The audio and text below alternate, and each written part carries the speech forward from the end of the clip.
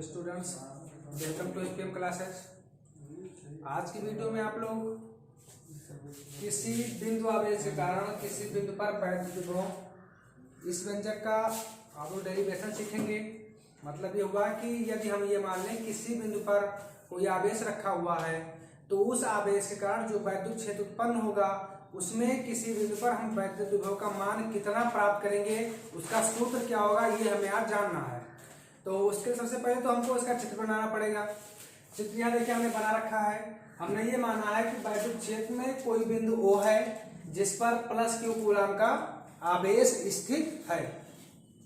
इस बिंदु O से स्मॉल r मीटर की दूरी पर कोई बिंदु O है। इस बिंदु A पर हमें वैद्युत विभव ज्ञात करना है।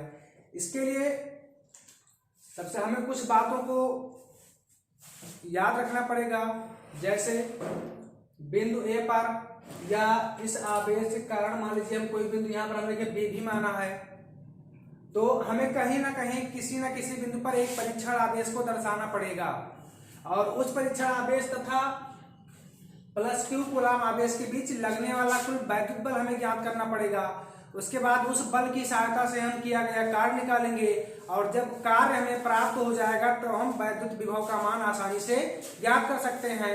तो सबसे पहले तो हमें जानना यह है कि प्लस Q कूलम का आवेश जिस माध्यम में स्थित है उसका परावैद्युतांक कैपिटल K है और बिंदु A पर वैद्युत विभव ज्ञात करने के लिए हमने बिंदु O से x मीटर की दूरी पर कोई बिंदु B माना है जिस पर प्लस Q0 या Q0 परीक्षण आवेश स्थित है और ये B से जो F की तरफ जो निशान लगा हुआ तीर का आपको दिख रहा है, ये दर्शा रहा है कि बल F इसी तरफ लग रहा है।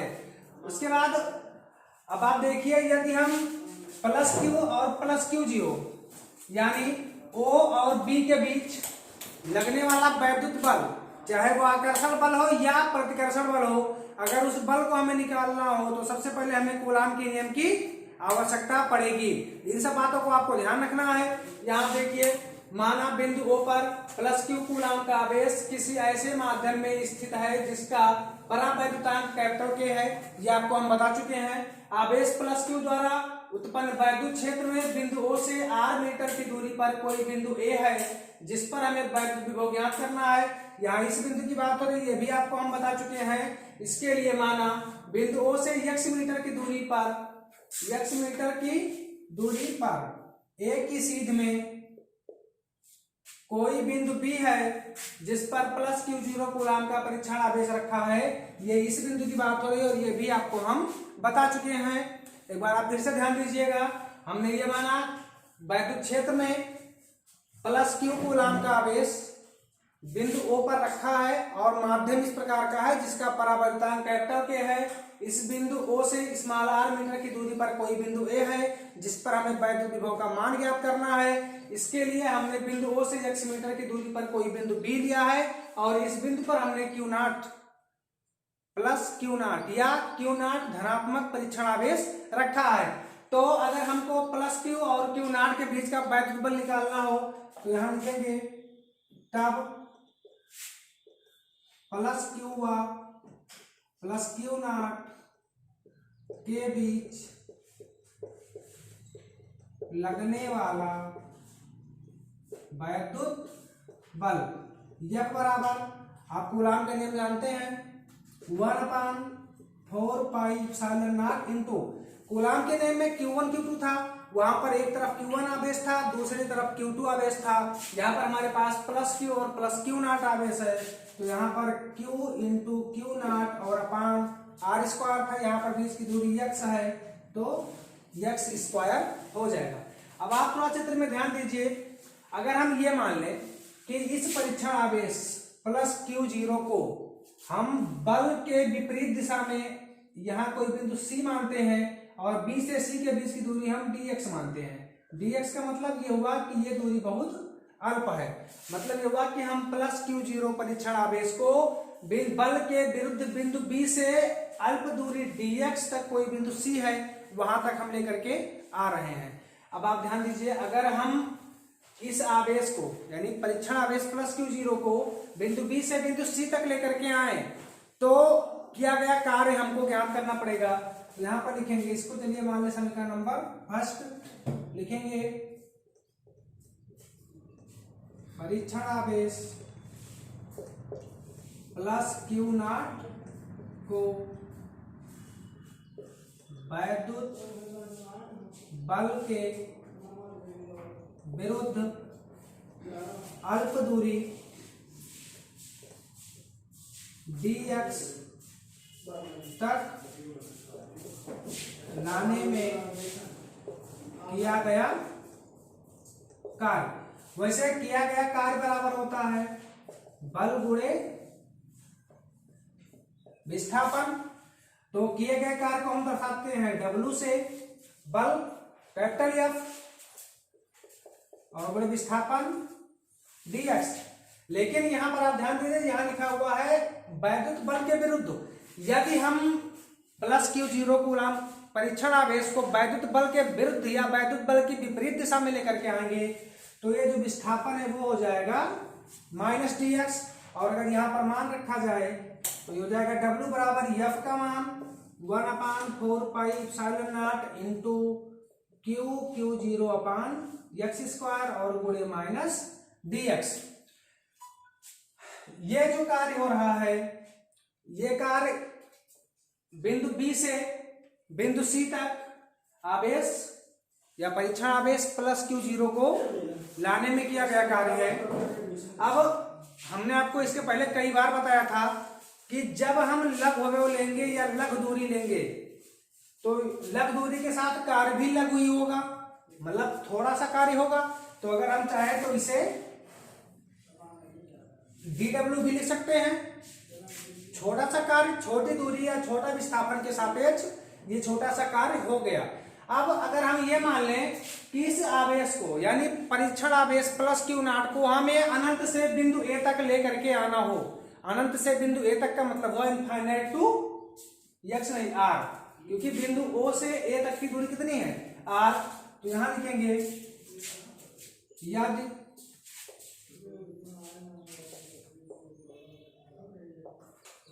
परीक्षण आवेश प्लस Q0 को अनंत से बिंदु A तक लेकर आए तब किया गया कुल कार्य। तो कुल कार्य जब निकालेंगे तो जहां dw है वहां पर हो जाएगा w, और जैसे यहां से d हटेगा बराबर के उस तरफ पूरा का पूरा समाकलन हो जाएगा। तो ये समाकलन 1/4πε0 इंटू Q0 अपान x square into minus dx। हमने आपको कई बार बताया है कि समाकलन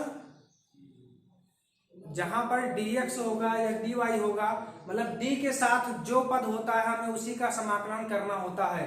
तो यहाँ d के साथ x है तो हमें केवल x का ही समाकलन करना है, और बाकी के जो सारे के सारे पद वो कांस्टेंट मतलब नियत बने रहेंगे। तो जितने पद 1/4πε0 इंटू Q0 ये सारे के सारे पद उसी अवस्था में रहेंगे। तो इनको अगर हम बाहर लेकर के आए तो ये हो जाएगा W बराबर 1/4πε0 इंटू Q0 और समाकलन -1/x² इंटू dx।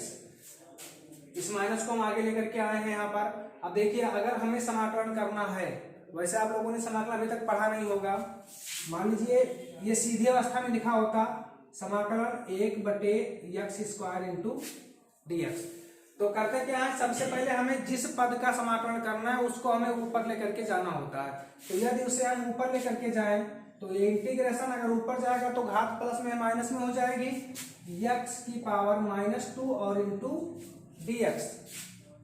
अब उसके बाद क्या करेंगे, इंटीग्रेशन, जब इसका हम इंटीग्रेशन करेंगे तो जो घात होगी उस घात में 1 जोड़ देंगे, और नीचे जितनी घात x के सापेक्ष ऊपर है उतनी ही घात नीचे भी लिखी जाएगी।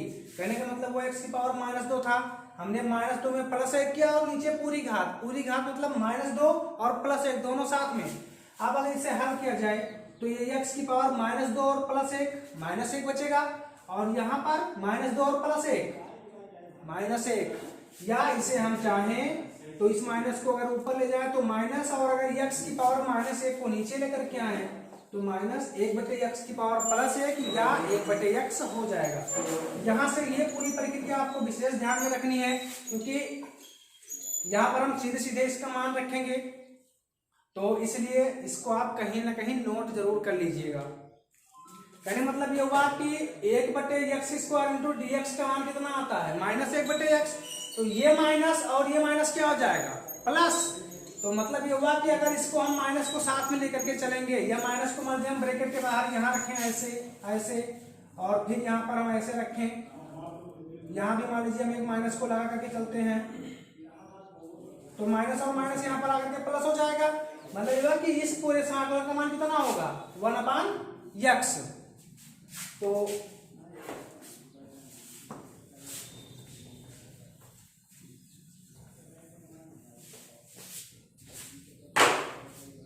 ये हो जाएगा W बराबर, इसे अगर हम चाहें तो Q इंटू Q0/4πε0 और इंटू 1/x लिख सकते हैं। अब ध्यान दीजिए, हमने यहाँ ले रखा है कि यदि परीक्षण आवेश +Q0 को अनंत से बिंदु A तक लेकर के आए। अनंत का मतलब हुआ कि इस परीक्षण आवेश को हम इनफाइनाइट से लेकर के बिंदु A तक, मतलब क्या स्मॉल r दूरी तक लेकर के जा रहे हैं, तो यहाँ पर लिमिट क्या हो जाएगी इनफाइनाइट टू r, और यहाँ भी हो जाएगा अनंत से लेकर के और r तक। अगर इसका मान हम यहाँ पर रखें तो यहाँ से हमको मिलेगा W बराबर Q इंटू Q0/4πε0, और ये सबसे पहले तो हमें अपर लिमिट मतलब बड़ी लिमिट या जो ऊपर लिमिट हो उसको रखना होता है, तो ये 1/r हो जाएगा, और माइनस उसके बाद बीच में माइनस होता है और फिर नीचे वाली लिमिट तो 1/अनंत। 1/अनंत का मान हमेशा शून्य होता है, तो अगर ये पूरा शून्य हो गया तो माइनस भी हट जाएगा। मतलब ये हुआ कि -1/इनफाइनाइट को हम छोड़ सकते हैं। क्यों छोड़ सकते हैं? क्योंकि 1/इनफाइनाइट का मान हम शून्य मानते हैं। तो अगर ये पूरा शून्य हो गया तो यहाँ से मिलेगा हमें W बराबर, यहाँ ध्यान दीजिए थोड़ा सा, Q0 को और बटे में 4πε0 को अगर हम चाहें तो 1/4πε0 और इंटू Q0 लिख सकते हैं। यहाँ हमें क्या मिलेगा केवल 1/r, क्योंकि ये पूरा शून्य हो गया। तो अगर हमें 1/r मिलेगा तो हम चाहें तो इसके साथ बटे में r को लिख सकते हैं। ये क्या है परीक्षण आवेश +Q0 को अनंत से बिंदु A तक लाने में किया गया कार्य, और हमें ज्ञात क्या करना है बिंदु A पर वैद्युत विभव। तो लिखेंगे अतः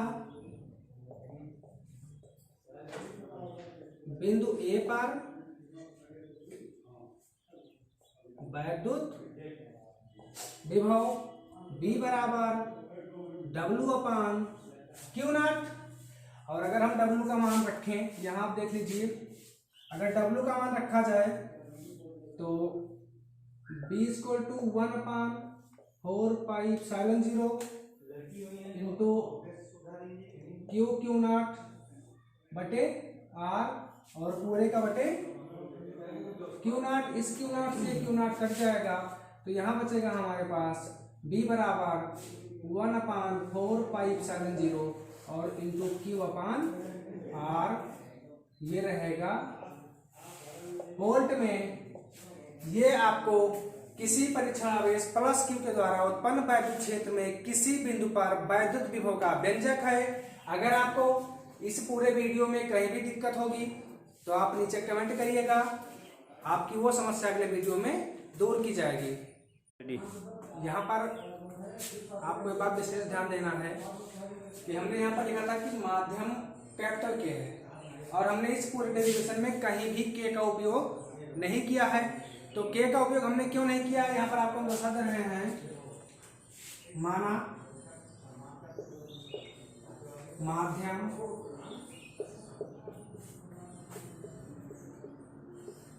निर्वात है, निर्वात होने का मतलब जैसे ही माध्यम निर्वात होगा के का मान 1 हो जाएगा, और जब के का मान 1 हो जाएगा फिर हमें के मान को साथ साथ लिख के लिखने की कोई जरूरत नहीं है।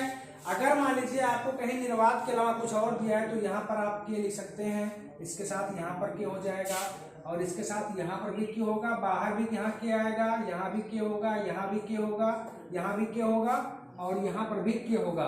वैसे सामान्यतः कोई भी न्यूमेरिकल हो, हमेशा वैद्युत क्षेत्र की तीव्रता ज्ञात करते समय, वैद्युत बल ज्ञात करते समय, वैद्युत विभव ज्ञात करते समय हमें माध्यम निर्वात ही देता है। मतलब विभव की लास्ट में हमें कहीं ना कहीं के को छोड़ना पड़ता है। यदि आप यहाँ शुरुआत से के को लेकर के चलेंगे तो यहाँ आपको लास्ट में दर्शाना पड़ेगा कि यदि माध्यम निर्वात हो तो के इक्वल टू ए, तब B equal to 1/4πε0 into Q/R। इसलिए आपको के को लेकर के बहुत ज्यादा परेशान होने की जरूरत नहीं है। यहाँ पर सिर्फ एक लाइन ये लिखना है कि माना माध्यम निर्वात है, तब ये बराबर 1। धन्यवाद।